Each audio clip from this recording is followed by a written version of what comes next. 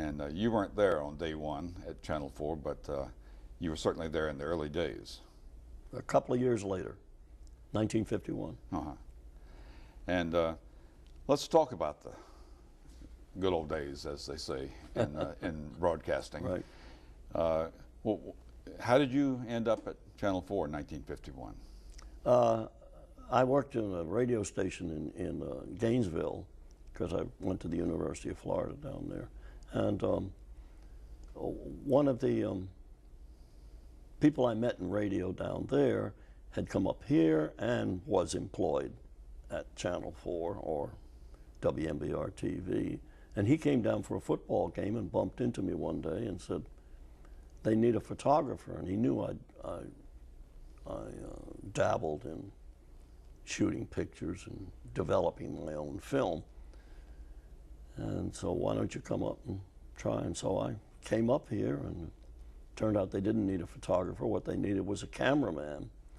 And that sounded good to me, because so I applied for the job and said, well, we'll see. And I went back to Gainesville, and they called and said, come on up. And you had learned to be a cameraman. Yeah. Right? Oh, yeah. That was completely different. That was, you know, that was a roll-around huge camera. Mm-hmm. And so...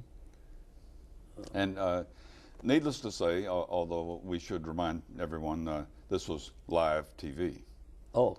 There was nothing else. That's right. Oh, there was film, of course. Yeah. Back at the... film filled in the holes that weren't live, and a little bit of cable. When I got there was a cable, but it was, everything you did was live. Mm-hmm. There was no videotape, for instance. That's the big difference. Came much, much later.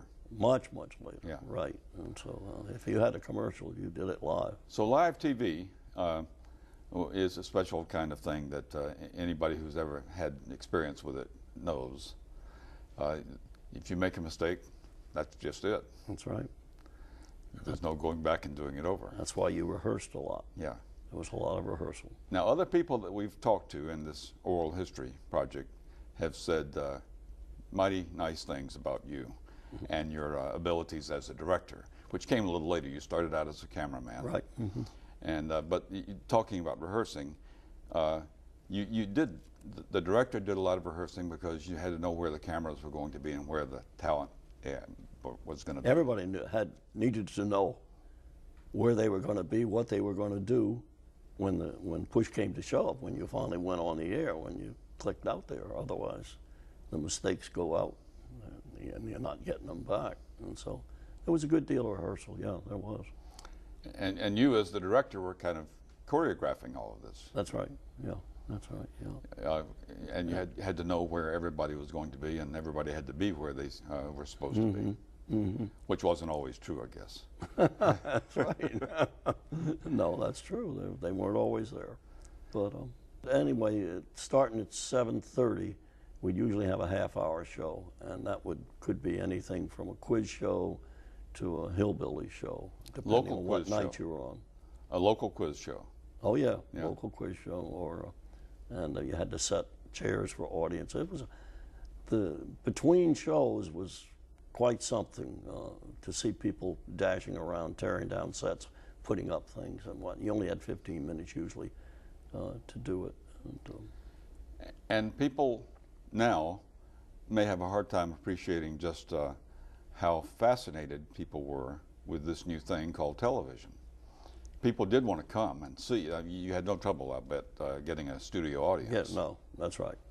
They wanted to come and see what was going on, and right, and they were piled up. Well, we had to limit it to 75, I think, to get them in there and everything. But we were developing stars.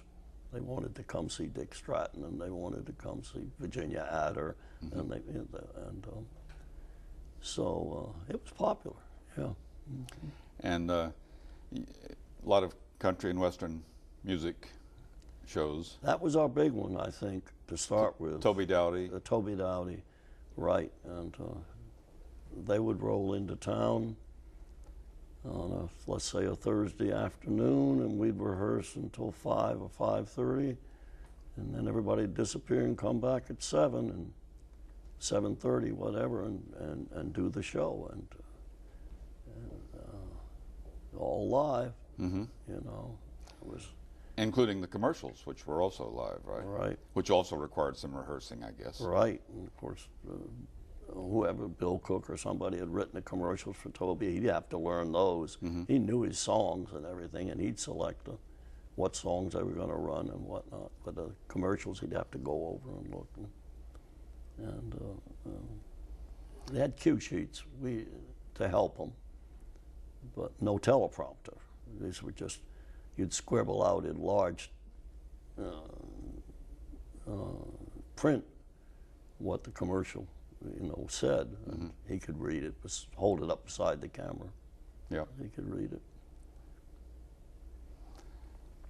On the spur of the moment, you may not recall any, but there must have been some colossal bloopers, as we say, mistakes that were unavoidable because it was live television.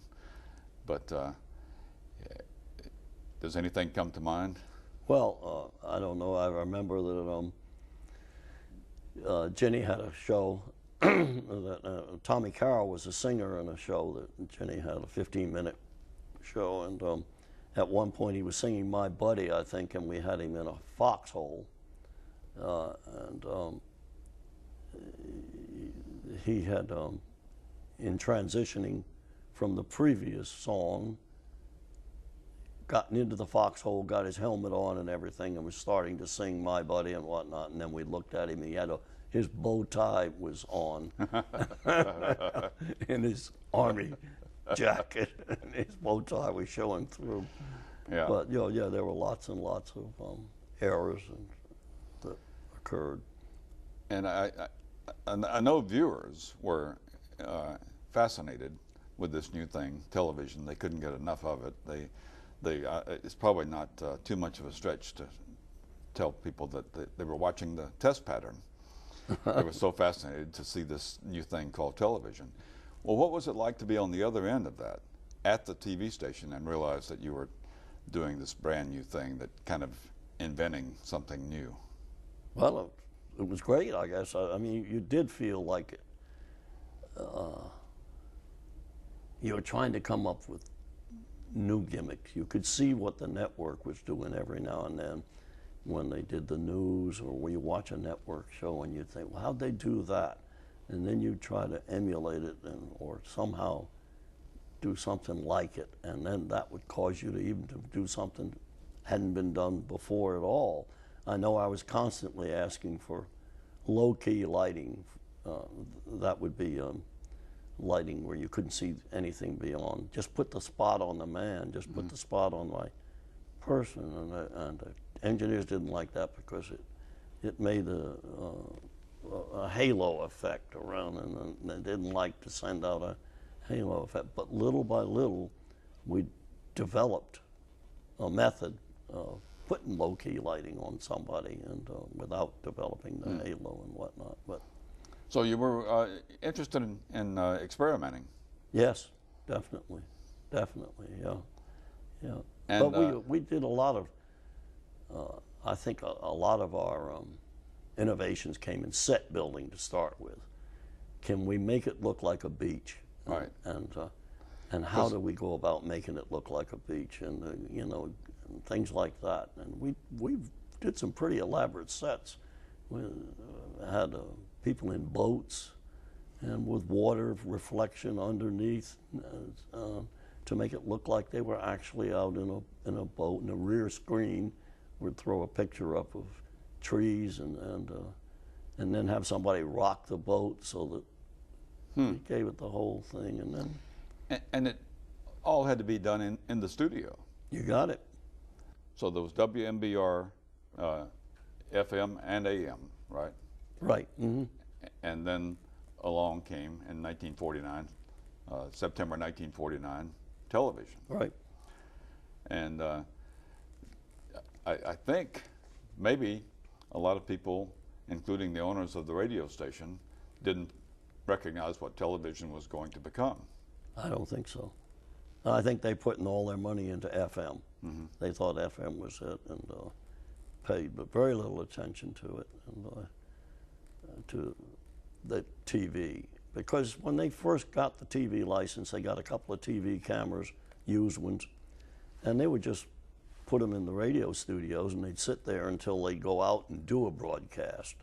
They had a remote truck, and they had these two cameras, and their early forays into telecasting were to take the remote truck out to some place, and like May Cohen's or something, and do a show. I don't know what kind of shows they did because I wasn't there then, but it would only last for an hour. Then they'd pack up, bring it back, and put the cameras away in the studio, and I don't know where they parked the truck someplace, and then wait to see how many people had actually seen that telecast. Probably 10, you know.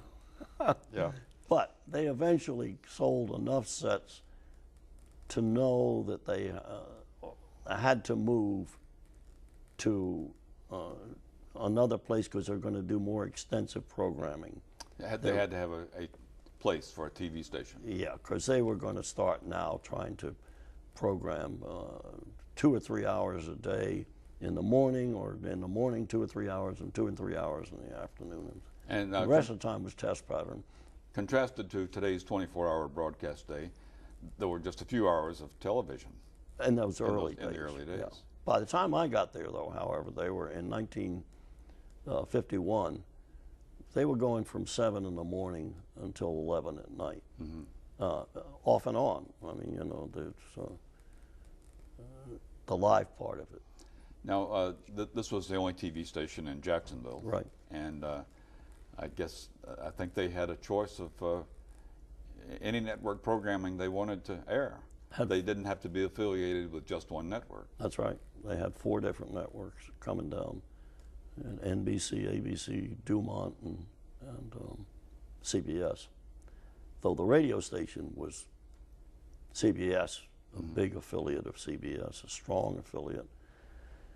And so I'm sure we leaned toward CBS as far as what we took on the cable. But it was a single cable at first, and it came out of Charlotte, and it went through, I think, Savannah, and through us, and then to Miami. And so those 4 managers would have to get together every so often and decide what programs were going to come down that cable. So all those stations had to agree that they wanted the ABC or the CBS show on this particular time. Very interesting. Yeah. Of course, there were some big shows on NBC, Comedy Hour, and things of that nature. And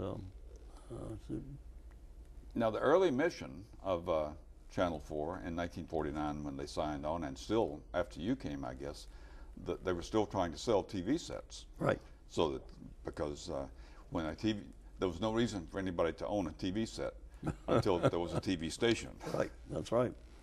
That's right. Yeah. So most of our broadcasting was our commercials were to push TV sets. You know, and no, that's right. I don't know. I think that the stimulus for people to buy TV sets might have come with the Kefauver hearings, when they looked into organized crime. Right. And it was live, and you had these guys on the stand, these mafia fellows and whatnot. And early 50s. With the early 50s, and people were seeing it. They were in either their friends' homes, or they were seeing it. TV sets used to be left on in department store windows.